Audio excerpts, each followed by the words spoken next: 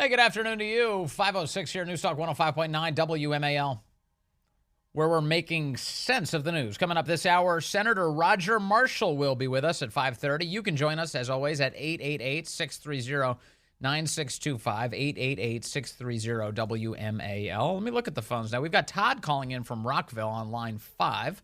Todd, good afternoon, sir. You are on the Vince Coglianese Show. Thanks for waiting. Vince, thanks so much for taking my call. Gee, isn't it ironic that we got the president of China with his dirty Wuhan lab coming over here, getting the red carpet rolled out by Captain Ajax, by Mr. Clean? Man, oh man. Yeah. Is that an irony or what? Yeah, how many people do you need to kill to get a hero's welcome in the United States of America? Yeah, well, Xi Jinping is exactly. demonstrating that right now, isn't he?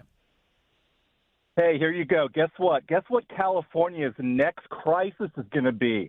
Their water quality issue, because they're going to be spraying all that stuff on the San Francisco streets, down the drains, all the drugs, all the needles and everything. So mark my words. Yeah. Mark my words, my friend. All the Thanks that's so right. much. Using all the fire hoses to clean off the streets and putting that all in the groundwater. Yeah, it's a good point. Thank you, Todd. Todd's reacting to the fact that Gavin Newsom is not hiding the fact at all that the only reason they're cleaning up a very small section of California, among the dirtiest places, though, San Francisco, unfortunately, a beautiful city destroyed by Democrats. Gavin Newsom says, yeah, of course they're cleaning it up because Xi Jinping's arriving. Folks say, oh, they're just cleaning up this place because all those fancy leaders are coming into town. That's true because it's true. Yeah. But it's also true. I had no argument. For months and months and months prior to APEC, we've been having different conversations. Yeah. Prior to that, we were like, how can we make it dirtier? But now we're cleaning it up because Xi Jinping's coming and he's a man of honor. The people of San Francisco, I hate them. Bloomberg's Ed Ludlow is a reporter. He asked San Francisco Mayor London Breed, one of the cooler names in American politics, but she's a Democrat and oversees a horribly run city. Here is Ed Ludlow and London Breed about what message does this send exactly? There's one question that everyone has. Why has it taken the visit of US President Biden, China's President Xi, leaders from around the world for action on all of the problems that this city has been talking about for 4 years now? Well, just to be clear, we have been working on this now for a few years. This is not an issue that we've been sitting around waiting to solve. It's been something that San Francisco continues to work on. Yeah, right. I mean, what a scam. Oh, yeah, we were just sitting around. We were just very slowly walking towards cleaning up San Francisco. And then when we heard Xi Jinping was coming, I said, Chairman Xi is coming? And then they sprinted to clean up the city. Here's the way the New York Times has described it this week. They say, headline, before world leaders arrive, San Francisco races to clean up. And you know that Biden and Xi are set to meet on Wednesday in San Francisco. San Francisco had the air this week of teenagers frantically cleaning up after a house party with their parents on the way home. On Market Street, the city's main thoroughfare, maintenance workers resurfaced uneven sidewalks and installed plywood over empty tree wells. Nearby, a crew gave a long derelict plaza a makeover by turning it into a skateboard park, an outdoor cafe with ping pong tables, chessboards, and scores of potted plants. Elsewhere, workers painted decorative crosswalks and new murals for the city, wiped away graffiti, picked up piles of trash, and removed scaffolding to show off a refurbished clock tower at the Ferry Building. So here you have the city of San Francisco. They were always capable of doing this. This is not something that just happened that they weren't capable of doing. They just decided not to. No, instead, they're going to give San Francisco a quick wipe down, little spit shine ahead of Xi Jinping arriving. My guess is that, they're only cleaning up the routes along which Xi Jinping will travel, right? How is his vehicle traveling through the city? All right, just do that street. The rest of it can still be a hellhole. Just whatever Xi sees outside of his window, let's pretend it looks beautiful. So that's what's happening there. And I told you in Chicago, it's so bad that illegals are self-deporting. In New York, illegal immigrants are also angry about their accommodations. Are they going to be self-deporting soon as well? The New York Post reports first migrants arrive at New York City's Floyd Bennett Field only to scoff and leave isolated site after just one look. quote, disaster waiting to happen. This is how entitled do you have to be? You already snuck into the country. I guess they didn't really sneak, did they? They didn't sneak in. They just walked across and they said, hey, you with the badge, get over here. I'm staying now. Would you take me to the place that I'm staying at? Right? Is that what's happening? By the millions under Biden. The Border Patrol have become involuntary human traffickers. That's what's happened to the Border Patrol. So illegal foreign nationals walk across our country's southern border and they say, hey, or the northern border, hey, get over here, Mr. Badge Guy. Take me where I need to go. Now. Chop, chop. Chop, chop. The people say chop, chop. Chop, chop. Right here. Hey, I'm talking to you. I need your help right now. The first batch of migrants was bused to Floyd Bennett Field's makeshift tent city in Brooklyn on Sunday, and they wanted no part of it, the New York Post says. Dozens of migrant families arrived at the controversial remote housing site, courtesy of the Adams administration, shortly after 12:30 p.m. They looked around, and they promptly hopped back on the bus to try and return to their previous shelters. No, thank you. What do you mean, no, thank you? We've given you a place to stay. No, I don't like it. I'm leaving. Quote, we weren't told where we were going, one of the bused migrant dads griped to the Post. I work in the Bronx. My kids go to school in the Bronx. For us to live out here is ridiculous, he said. Quote, we're going back, he fumed. Let's pause on this for a moment and compare this to the way the illegals treated Ron DeSantis and Greg Abbott. Remember how they got treated? Remember how happy they were? They were thrilled. When Greg Abbott put a bunch of buses out there and they had illegals waiting, they said, this one's headed to New York. Would you like to go to New York? Yes, I would. Okay, hop on board the bus. And they sent them to New York. The illegals arriving in Washington, D.C. Like, hey, this one's going to D.C. Would you like to go to D.C.? Totally free of charge. You want to go to D.C.? Yeah, si, senor. All right, everybody's on the bus, or whatever you speak, whatever language you speak from your nation of origin, where you actually belong. You say yes in that language, and then you get on the bus, and then you're off to New York. You're off to Chicago. You're off to Martha's Vineyard. All of these places that these Republican governors were like, yes, by all means. You want to go to Martha's Vineyard? Remember what they did? Everyone's like, oh, he tricked them. No, he didn't. He handed them a picture. He said, this is Martha's Vineyard. Here's a map. There's where the island is. This is where you're going. Okay, see? Boom. Everyone's in Martha's Vineyard. Instantly deported. Instantly deported. The left does not stomach this. You're gonna upset our Tony little town? You never hear Tony attached to anything else other than like left-wing rich enclaves. The Tony town of Martha's Vineyard. You're out. You're out. They got deported in no time. But the illegals all loved it. In fact, the New York Times, they tracked down, I think, 2 illegals stayed on Martha's Vineyard. They were instantly turned into low-wage workers, as servants, essentially, for Martha's Vineyard. But they love it. They're like, this is the best. I can't even believe Ron DeSantis dropped me off here. It's like heaven on earth. I love this place. I'm never leaving. Yeah, unless you get deported, which could happen, given what happened to your friends. And so now you have illegals who are so entitled, they're like, I don't like it here. I can't find the job I want. I'm leaving Chicago. Or in New York, they're like, I don't like these accommodations. I'm going back to Brooklyn. I'm going back to the Bronx. My kids work in the Bronx. My kids go to school in the Bronx. I work in the Bronx. My kids go to school in the Bronx, the one guy says. Illegal immigrant. I don't want to live here. Another migrant father bused to the field said he had been living at the Roosevelt Hotel in Midtown Manhattan, the city processing site for the migrants, and he decided he's heading back there. He prefers the hotel. He prefers the Roosevelt Hotel. That's where he's going to stay. I don't want to live out here in this illegal migrant community that you've set up for me at taxpayer expense. No, I'm going back to the Roosevelt Hotel in Midtown. I like Midtown. I had a good slice of pizza down there. Although they do say the best pizza is not in Midtown. I think that's for suckers. That's like Sbarro. That's not, you don't want Midtown pizza. Anyway, the illegals, they're entitled to much more than we are, right? A lot more. And so in New York, where Eric Adams is trying to get his arms around all of this, he's been complaining for some time about this. He's like, that Joe Biden, his policies are not working for us, he says. In that Eric Adams voice. Not working for us. I can't even do it. And he was complaining, but did you think maybe he complained a little too loudly? And maybe he said a little too much about Joe Biden? You wouldn't be mistaken for believing that that was the case, given the FBI is now hot on his trail. They claim that he may have been involved in a bit of quid pro quo, a little election meddling involving the Turkish government. Isn't it interesting how quickly they can move on these guys when they want to? Hunter Biden, they'll drag it on for years. All the statutes of limitations will run out. We're not really sure if he was engaged in a corrupt relationship with the Ukrainians or the Chinese or the Romanians or on down the list.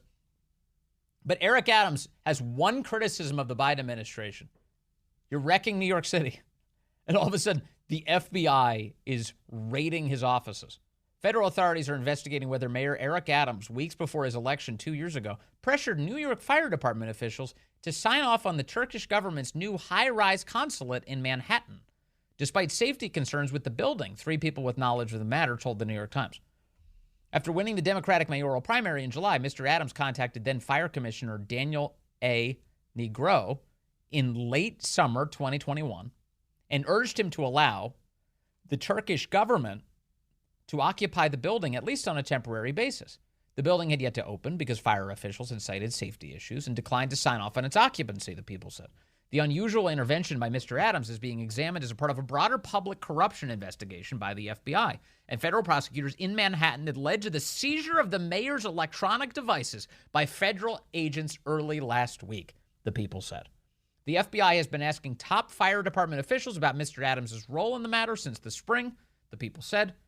Mr. Adams' intervention paved the way for the Turkish president, Erdogan, whose fondness for massive building projects was well known in Turkey, to preside over the grand opening of the $300 million 35-story tower on his September 2021 visit to New York for the UN General Assembly, despite numerous flaws in its fire safety system, according to people familiar with the matter in city records. The skyscraper in the center of New York City reflected Turkey's, quote, increased power, Mr. Erdogan said at its ribbon cutting. All right, so this all apparently went down in 2021. The FBI decides they're going to start probing around, and they said, you know that Eric Adams, we got to investigate him. They took all of his electronic devices, all of them. They seized everything. And now they're looking at, did he receive illegal foreign money into his coffers for his campaign? So they're all over him. And maybe he is guilty of something. Maybe. But have you reached the point where you're like, no coincidences involving the FBI anymore? I wouldn't blame you if you have, at all, given the relentless abuse of Joe Biden's political opponents at the hands of the FBI. Why wouldn't this be the same thing? It makes me wonder, by the way, what Bob Menendez did to piss off Joe Biden. What did Menendez do? It's not like we didn't know he was corrupt for years. We knew he was corrupt for a long time. Everybody knew he was corrupt. There's an organization in Washington called the Center for Responsibility and Ethics in Washington. I think they go by CREW is the acronym. It's supposed to be kind of a nonpartisan organization dedicated to fighting corruption. It's a left-wing operation. It may still be run by David Brock, the guy who runs Media Matters. Like a super hardcore, hair on fire left-winger. But a couple years back, even they were like, Bob Menendez is one of the most corrupt U.S. senators in the entire Senate. He's a Democrat from New Jersey. And Menendez has been through the ringer a couple times. You know, he had the whole, all the hooker allegations going on in the Dominican Republic, underage hookers down there. The FBI was able to corroborate those claims, but never charged on that subject. They did charge him with assisting his rich buddy, a big-time donor down in Florida, with defrauding the United States government, Medicare, Medicaid fraud. And the only reason Menendez survived that trial, that corruption trial, is that it was a hung jury by the end of it. They couldn't agree. It was, it was up in Jersey, of course.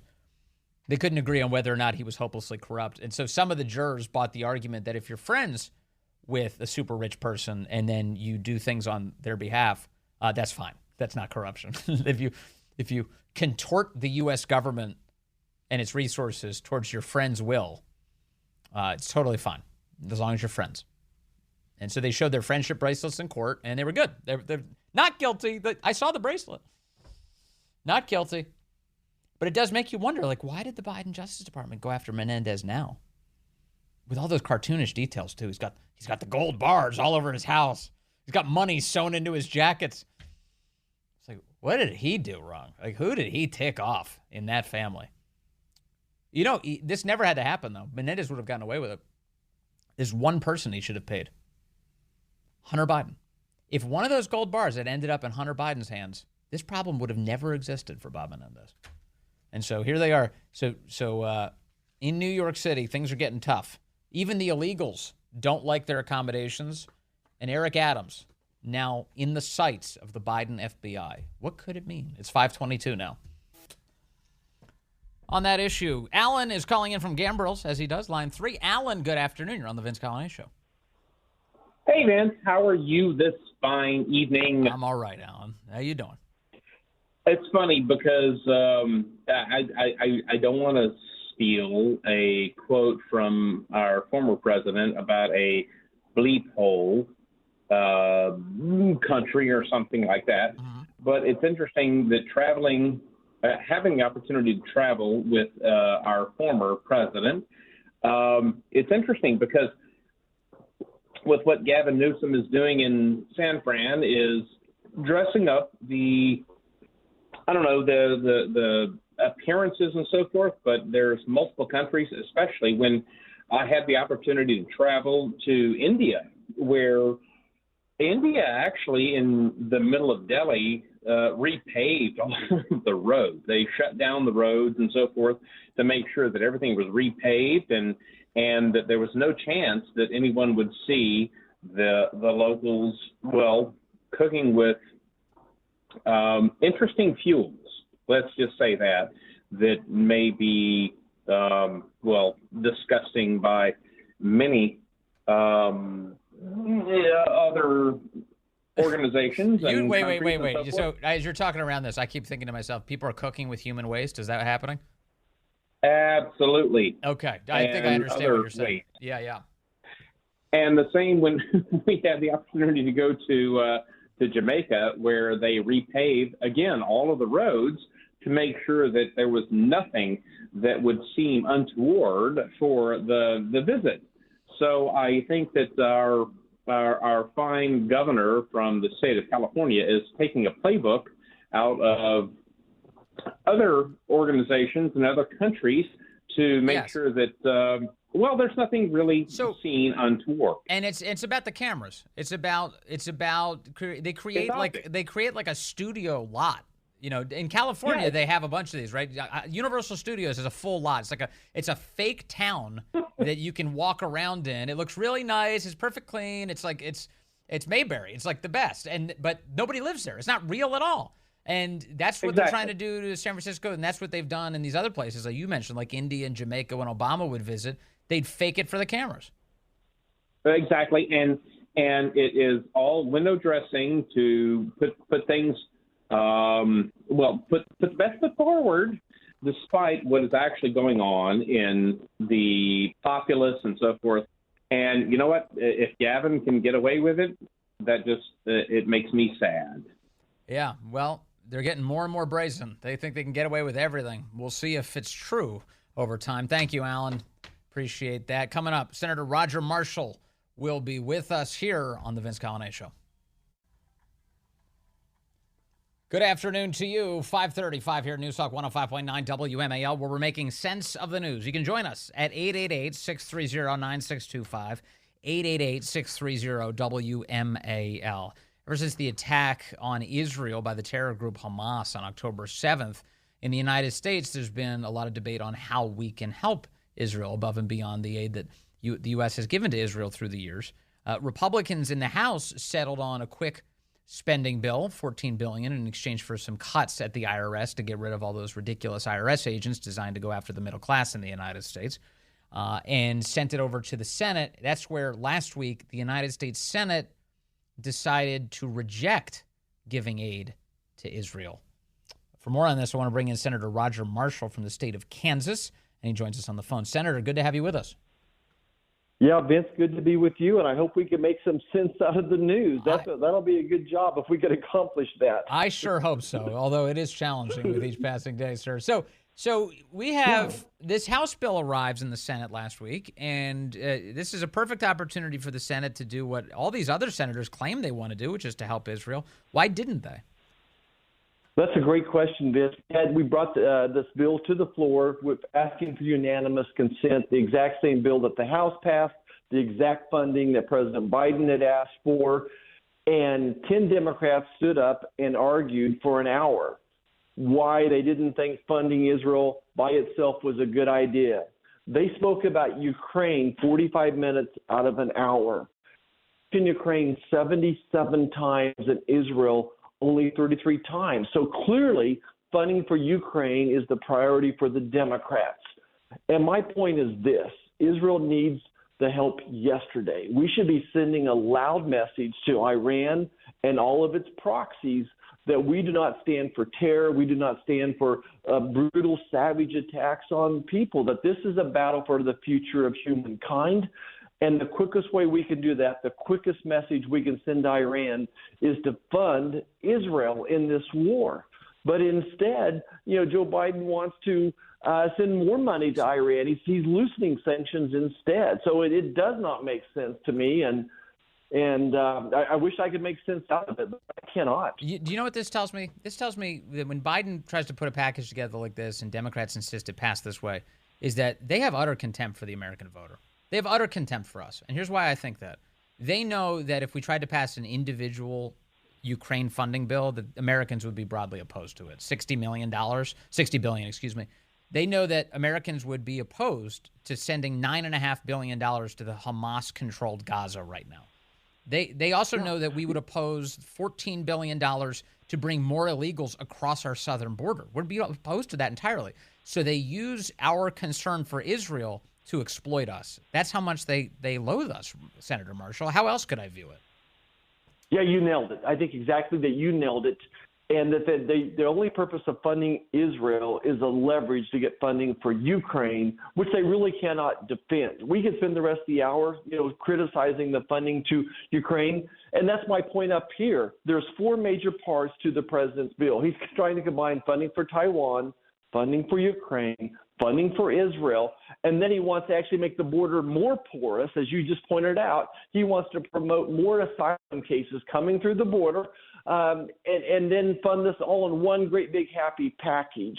Each one of these issues should be debated fully in the open light and discussed. But I think very few people up here would say we should not fund Israel. So if 98% of us believe we should fund Israel, let's get that done, and then let us move on to figure out how to balance the budget and actually fixing the border. So, but you're spot on. It's infuriating. It is so infuriating to watch all this. And I realize, like everyone always compares Congress to like herding cats, and we've got to get everybody on the same page. Why is this so difficult? Why is that? I mean, Mitch McConnell's on Joe Biden's side on this. Why is that? How come even Republicans can't stand together on the basics of passing these bills individually?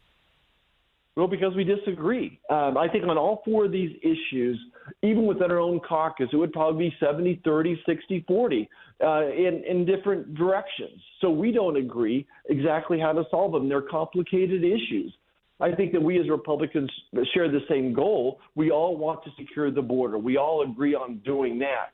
That's why I offered H.R. 2 over a month ago as a standalone amendment that got shot down. We actually think we need H.R. 2 plus tying any type of funding for Ukraine to that to change the asylum process, building the fence, things like that as well. So there's lots of controversy on each one of these.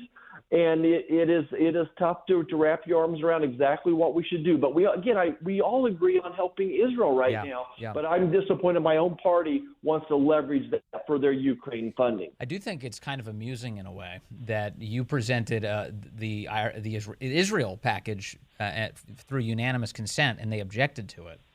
These are the same people who are constantly telling Tommy Tuberville that he better allow unanimous consent to be the way the nation's business is conducted, or he's imperiling national security. And not so, apparently, when you want to send some aid to Israel. Exactly. And again, they need to take ownership. Why are we having such low morale in the military? Why are we having such a low rate of people signing up for a second hitch in the military? Well, they've created this poor morale by staying more focused on pronouns than they are military readiness. Yeah. I have my own son is a private, has orders to go overseas soon, and I'm just telling you that if you're in the foxhole together, you want someone that shoots straight. You don't care what pronoun they're going to be called. You just want to make sure that they shoot straight and they got your back This military's got its priorities wrong. This comes down to leadership, Vince. You know it. It starts at the White House. Big time. This Pentagon has gone woke on me as well. Thank goodness we had some success in our school boards recently. So I appreciate those people out there putting their reputation on the lines and running for the school board, city commissions. That's where we're going to have to fix things from the bottom up. That's exactly right. By the way, what service is your son in? The Army. Just like myself, he's in the Army. He went in as a listed person. My dad served. My brother served. I served. Someone from every generation of my family going back to the Civil War has served this country. Yeah, so, this really does hit home. Why are we picking this fight in Ukraine right now? It's some 200,000 people have already died. Why is no one talking about peace? Yeah. You want to have a ceasefire. How about a ceasefire in Ukraine? That's where the ceasefire needs to be. They're going nowhere. I know. We need to be careful. I know. Well, God bless you and your whole family. Thank you for your service. It's just so nice to have people who love America and serve it. Let me ask you about another initiative that you've been focused on. You're trying to get a hold of how many terrorists have entered the United States. That seems like a worthwhile endeavor. I noticed last week in New Jersey that the feds shut down an entire city in central New Jersey hunting for a January 6th suspect. They told people to shelter in place. They were flying helicopters all over the city. Why don't we get the same kind of security reaction to the terrorists who are flowing across our border? That's a great question, Vince. I mean, obviously it's not a priority. 177 known terrorists encountered at the border. Secretary Marcus does know who they are, what they're doing. And then we could go on to the 1.6 million gotaways. We don't have no idea how many of those people were terrorists, but you'd have to assume 1%, 5% of those people are on some type of terrorist watch list. And then 60,000 aliens from suspicious countries as well coming through our borders. 20,000 Chinese nationalists. Our borders overwhelmed.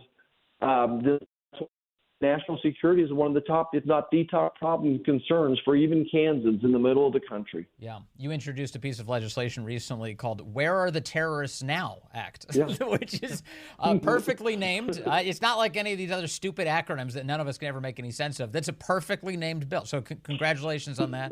My guess is, though, that you wasted all that time naming the bill because they're not going to let it go anywhere, are they? No, it won't ever see the light of day as long as we don't control the appropriate committees. And really, we can sit here and talk all we want to, but if you don't control the agenda up here, then you don't get to have hearings. You don't figure out which bills are going to make it to the floor, all those types of things. I'm proud that I'm leading the league up here in vetoes and veto threats by the president. We've had several CRAs pass up here. I think I'm up to number 7 veto threats this last week. So that's good. I like that. That's a good way to measure your success as a senator. So let me ask you then about the next big fight, because it looks like we've got a promise here from or at least a commitment by the new Speaker of the House, Mike Johnson. He's saying that he wants to pass kind of a phased-in spending bill. He wants to do a continuing resolution for some programs until January 19th, and then some others until February 2nd, to basically allow Congress time to negotiate all of these spending priorities. Are you comfortable with that arrangement where you kind of split this all up and do some short-term CRs, or do you want to see something else done more quickly? Well, I tend to not support CRs, but I'm willing to give the Speaker a chance otherwise. This is the first time we have a person in leadership up here since I've been here that's really committed to balancing the budget. And one way you balance the budget is go through these spending bills one at a time. Mike Johnson and I came in together. He was saying the same thing then that he is saying now, very much common sense approach to our budget. So I think he's committed. And as he explains it to me, is that he needs till the middle of January to finish up these other funding buckets. I think they've got 6 or 7 of them done. Forgive me, I don't know the exact number. But he's committed to going through this one at a time. So we'll sort it out. We're going to look at it. I don't like continuing resolutions, but I also want to respect the new Speaker and give him a win as well. So the jury's still out for me. All right, we'll see. I mean, at some point, you got to get it under control. So, and I think the American people, their patience is running very, very thin. I think we all accept that. Senator Roger Marshall from Kansas. Thank you, sir, for your time today and all of your insights about what's happening in Congress. Yeah, that was a rough ending to that phone call. I don't know what he broke up. His signal broke up a little there, but thank you, Senator. Really appreciate that. It's amazing. Mike. On the Mike Johnson front, look, he's coming in, and I said this right at the outset. He didn't make the promises that Kevin McCarthy made, and he was held accountable for, and he was ousted because of those. So Mike Johnson has a fresh run here, but he's got to make the most of it. He's got to be an effective speaker. And please, for the love of God, don't succumb to the dumbest impulses of the establishment, please. I realize that you have to do the compromise game where you try and get people together who don't agree and bring them all in. And that's fine because it's basic math. This is how the votes work. Our founders set this system up on purpose. But please don't fall for the dumbest stuff. Please. That's all. That's a low bar, right? Don't fall for the dumbest stuff. Like putting Ukraine aid in an Israel aid package. That's insane. Don't fall for that. And then I saw something this past week. We're getting these like mixed reports. It's so funny how rumors fly in D.C. But they're all being published in news outlets, obviously. Where they're like, Mike Johnson opposes impeachment. He says there's no evidence. Did you see this, Corey? There's not enough evidence to impeach Joe Biden. Yeah, there was a story going around this weekend. And then it comes out, then there's a follow-on report from other outlets that are claiming, well, actually, he is for impeachment, and the people who say he's not for impeachment actually are friends with McCarthy, who've been spreading these rumors that the new guy kind of sucks and blah, blah, blah. It's like crazy. Can you people just come out in public and say what you really think instead of this backroom, backbiting nonsense? It's crazy. You know what he should do? I mean, even if he feels like he doesn't have... Maybe, honestly, I do think that behind the scenes there's got to be chatter. I haven't heard it explicitly. Because what do I know? What do I know? But I haven't heard it explicitly said to me. But there has to be some people on the right who sincerely believe, like, hey, let's not bother with impeaching Biden. Biden's like a gift from God in terms of like electoral strategy. Let's just keep him in place. Plus, impeachment proceedings tend to make the guy more popular if recent history is any example. That was true in Trump's case. It was true in Clinton's case. You don't forget that. In the late 90s, during the impeachment process, Bill Clinton became more popular because he looked hassled. Oh, Congress is just hassling him for political reasons, and people came to his side. The same is true right now of Trump. You see what's happening with Trump? It's not an impeachment process, but it may as well be. These judicial proceedings, all these indictments. We just played audio for you of Andrew Cuomo going, 76% of the public, he said? He said 76% of the public thinks that this is a scam, that the only reason they're prosecuting Trump is because they're trying to meddle with the election. He said, we can't get 76% of the public to agree on anything. And they all agree that Trump is being needlessly hassled here. Maybe not in all of the cases, but certainly some of them. You got Alvin Bragg. That's the Julie Swetnick of indictments against Donald Trump. It's like, really? That's the craziest thing I've ever heard. You can prosecute federal election law? And what is it about? He gave Stormy Daniels money, and so now he has to be charged? What is happening? It's crazy. Truly nuts. But in the meantime, Mike Johnson, he's got some runway, but it's not long. So take off, brother. I want to see you take flight. It is 5:50. Oh, boy, oh, boy. Mitt Romney is not right about a lot. But you remember this one from 2012? This is what's going to happen. Actually, in a way, Biden is sort of implementing Mitt Romney's immigration plan. He's making America so awful that people want to do this. So if you don't deport them, how do you send them home? Well, the answer is self-deportation, which is people decide that they can do better by going home because they can't find work here. Yeah, I think the whole country's about to join that program. Mitt Romney, I love that. Mitt Romney came up with Obamacare, and he also came up with Biden's immigration plan. He's batting 1,000 on coming up with Democrat policies. It's wild. What else we have going on? Oh, Randy Weingarten. This audio is fantastic. This is the head of the American Federation for Teachers. She makes $1 bajillion a year. Sucks the blood out of every available teacher. Here, give me all your money. And then doesn't actually help teachers or children or anybody. Here she is on The Hill today. The Hill Live is the name of the program. Talking about how much she's against anti-Semites. This story's a real trip. I didn't know how it was going to end. And the other thing I've come to learn is if you're a member of a minority group, look, there's lots of anti-Semitism. I happen to be a very I happen to be married to a rabbi. Wait. She's married to a rabbi? Did you know that? That Randy Weingarten was married to a rabbi? Who would have known? And I happen to really believe in my faith. And there's a lot of homophobia. And I happen to be the first out lesbian as a labor leader in the country. Wait. Hold up a second. You're married to a rabbi. Let me see if I can follow all this. You're married to a rabbi. There's a lot of homophobia. You're an out lesbian. Wait, that means the rabbi. The rabbi's a woman? Ever. And so this kind of it's a lady rabbi attack of identity. How'd that happen? That's all rolled into it too. Did you know there were lady rabbis? I didn't know there were lady rabbis. Unless maybe I missed something. Maybe she's confused. Maybe she's married to a male rabbi and she's a lesbian. Maybe there's a lot more going on here than I realized. Anyway, that's Randy Weingarten's life. It's bizarre, to put it mildly. She's married to a lesbian rabbi. It's remarkable. How about that? All right. Let's see here. And I didn't get time for the Megan Rapinoe audio. That's all right. You've probably heard it by now. The great one, Mark Levin, is up next here on WMAL.